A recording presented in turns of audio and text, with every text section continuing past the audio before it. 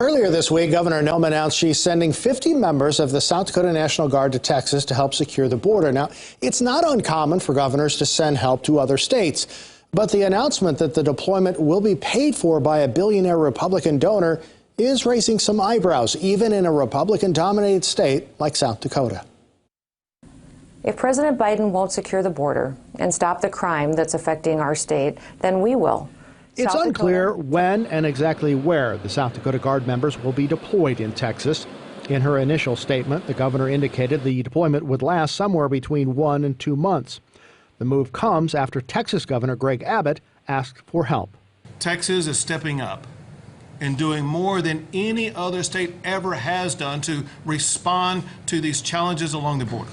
Republican governors from Arkansas, Florida, Nebraska, and Iowa have all committed to sending law enforcement officers or National Guard troops for border security. At this point, it appears South Dakota is the only state using private funding. The money comes from a foundation run by Tennessee billionaire Willis Johnson, who co-founded Copart, an international auto salvage company, and the author of a book called Junk to Gold. Willis told KELOLAND News that he considered giving money to Texas and Florida, but decided they're bigger states and they had enough money. So he reached out to South Dakota. So I thought, I'll call Christy Nome. I gave her a call and told her what I'd do, and she said, well, let me go through legal and see what we can do. And she got back, and her legal department said okay, and my legal department, my accountant and my legal accountant and my attorney said, well, if they say it's okay, then it's okay. And then they come back with me and said, if you do the donations, we have to, by law, we have to tell them who donated the money. I said, that's okay, I don't care. So they did, and then it happened. Democratic State Senator Reynold Nessebar says members of the Guard are not mercenaries.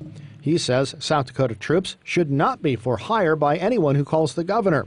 He also says it appears to him that the deployment is for partisan political purposes.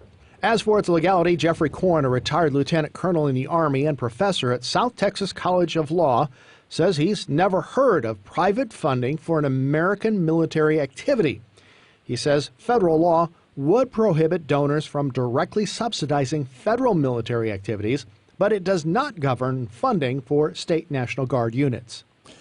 Now, if the South Dakota soldiers follow duties laid out for members of the Texas National Guard, they'll have a limited scope of duties that does not include making arrests. They will instead focus on observing and reporting.